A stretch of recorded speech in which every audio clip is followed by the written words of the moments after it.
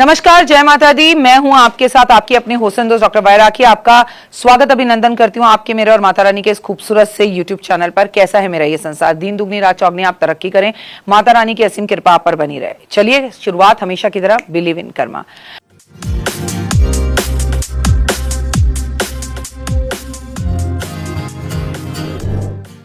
Narasimha Jayanti special की बात आज आपसे मैं करने जा रही हूं। और नरसिंह भगवान हमारे कुल देवता हैं। आप में से बहुत सारे लोगों के भी होंगे, मतलब हमारे इन द सेंस मेरे ससुराल वालों की तरफ से।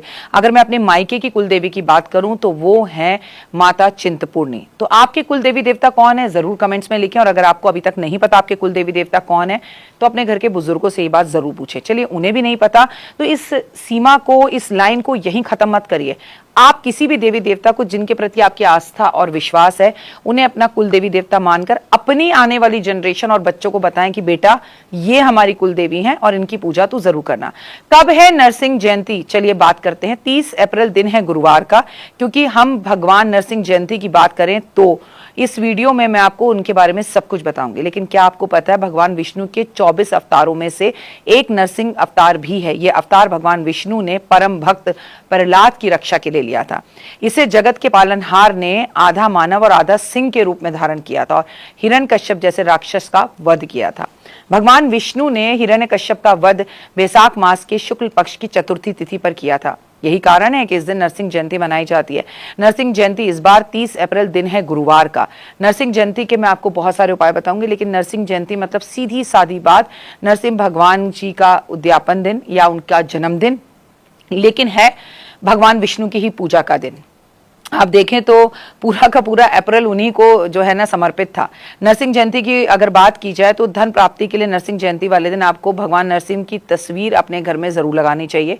नाग केसर उन पर चढ़ाना चाहिए, भगवान को अर्पित करना चाहिए। नाग केस का कुछ हिस्सा उठाकर माँ लक्ष्मी को याद कर कर अपनी तिजोरी में रखना चाहिए। धन दाने आपका बढ़ता है।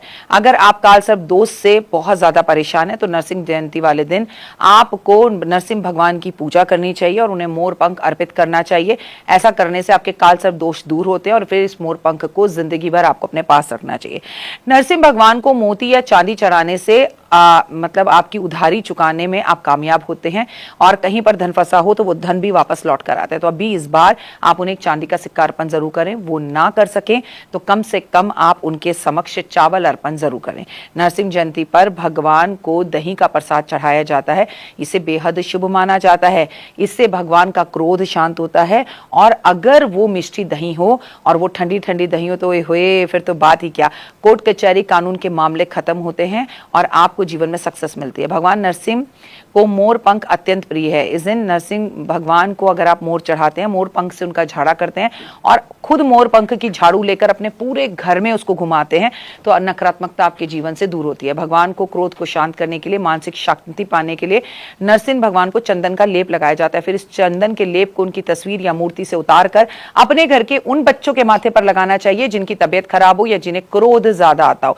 नरसिंह जयंती के लाभ क्या है? नकारात्मक ऊर्जा खत्म होती है। काला जादू टोना, भूत प्रेत, कोर्ट कचहरी के मामले, बीमारियों में हमारी रक्षा होती है। आत्मबल साहस में वृद्धि होती है। घर में बुरी शक्तियों का नाश होता है। मन की शांति मिलती है, उन्नति मिलती है। दुर्भाग्य सौभाग्य में बदलता है। भौतिक आध्यात्मिक दोनों तरह की प्रगति हमें बहुत ज्यादा फल देती है। नरसिंह जयंती पर क्या ना करें?